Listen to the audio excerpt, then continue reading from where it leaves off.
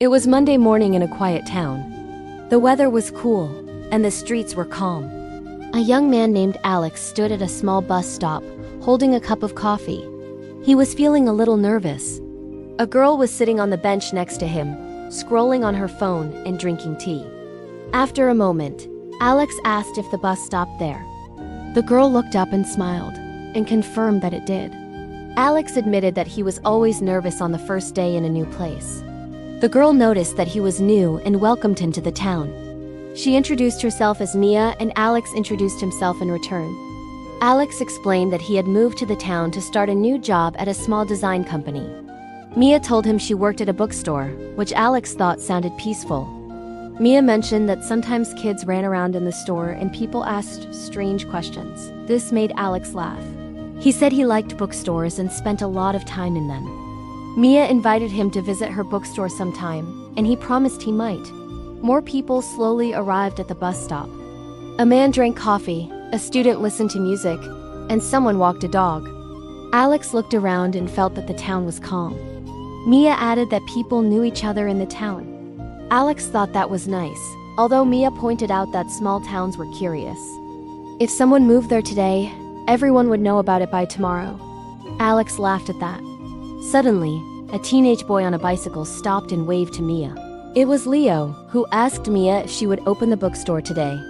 She told him it opened at 10, and he said he would come after school.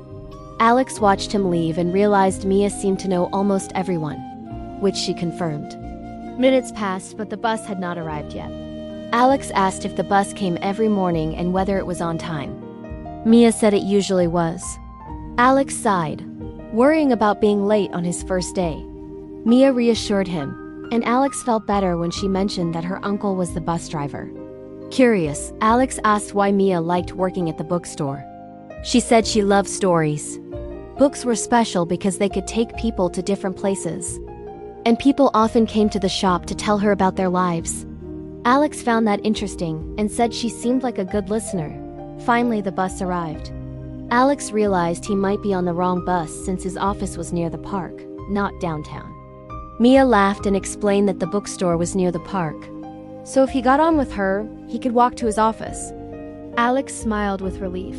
They rode the bus together and arrived near the park. The street was bright and full of trees, with birds sitting on the benches, and people walked their dogs. Mia pointed to the small green bookstore, and Alex followed her inside. The shop smelled of paper and coffee, and the shelves were full of books. Alex looked around in awe and felt the place was amazing. Mia welcomed him to her world. Alex checked his watch and realized he had enough time before work. Mia suggested a book for him, one about a man who moves to a new town. Alex laughed because it felt familiar. Mia smiled and said that sometimes the best stories started exactly like that. Alex bought the book and left the store, turning back to tell Mia that moving to the town was a good idea. Mia smiled and agreed. Alex's first day in the new town no longer felt scary. It felt like the beginning of a story. The present simple is one of the most important tenses in English. We use it to talk about daily routines, habits, facts, and things that are generally true. In the story, many sentences are in the present simple because they describe regular actions or general truths. For example, Mia works at a bookstore. This is her regular job. The bus comes every morning. This happens regularly. People know each other here. This is a fact about the town. Books take people to different places. This is generally true. The present simple is important because it helps us talk about everyday life, habits, and facts in English. Thanks for watching today's story and learning English with us. If you enjoyed this video, don't forget to like the video, subscribe to the channel, and turn on notifications, so you don't miss the next English story. See you in the next video.